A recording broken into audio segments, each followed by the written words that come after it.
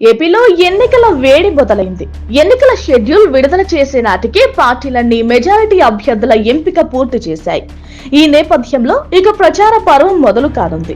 ఇప్పటికే సభల ద్వారా ఎన్నికల ప్రచారాన్ని హోరెత్తిస్తున్న పార్టీల నేతలు ఇప్పుడు క్షేత్రస్థాయిలో మరింతగా చొచ్చుకు వెళ్లేందుకు రెడీ అవుతున్నారు. ఈ క్రమంలోనే టీడీపీ అధినేత చంద్రబాబు నాయుడు మార్చి 27 నుంచి ఎన్నికల ప్రచారానికి శ్రీకారం చుట్టనున్నారు. ఈ మేరకు TDP route map schedule ready చేసింది. మార్చి 27వ తేదీ నుంచి ప్రజాగణం పేరుతో టీడీపీ అధినేత చంద్రబాబు సభలు, రోడ్ షోలు నిర్వహించనున్నారు. రోజుకు 3 నుంచి 4 నియోజకవర్గాల్లో సభలు, రోడ్ షోలు సాగేలా టీడీపీ ప్రణాళిక రూపొందించింది. 27వ తేదీ నుంచి 31వ తేదీ వరకు పర్యటనను ఖరారు చేశారు.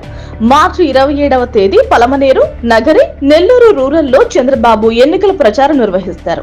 28వ తేదీన రాప్తాడు, సింగనమల, కదిరిలలో చంద్రబాబు పర్యటిస్తారు. ఇక మార్చి 29వ తేదీ శ్రీశైలం, నందికొట్కూరు, కర్నూలులో ప్రజాగళం యాత్ర సాగనుంది.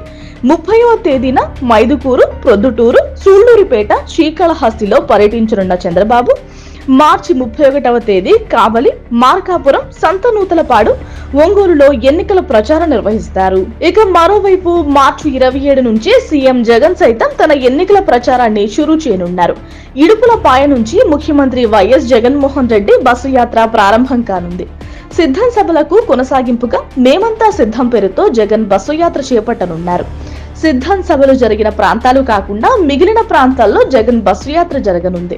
మార్చి 27న ప్రొద్దుటూరులో సభ నిర్వహిస్తారు. 28న నంద్యాలలో బహిరంగ సభ ఉంది. 29వ తేదీన ఎమ్మిగనూరులో సభ జరగనుంది.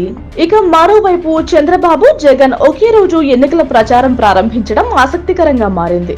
అలాగే ఇద్దరు రాయలసీమ నుంచే ఎన్నికల ప్రచారానికి శ్రీకారం చుట్టడం రాజకీయ వర్గాల్లో ఇంట్రెస్టింగ్ చర్చకు దారితీస్తోంది. సొంత జిల్లాల నుంచి 27వ తేదీన ఎన్నికల ప్రచారం ప్రారంభించనున్న ఇద్దరు నేతలు మార్చి 29వ తేదీన మాత్రం ఉమ్మడి కర్నూలు జిల్లాలో ఒకేసారి పర్యటించనున్నారు. Please subscribe .news.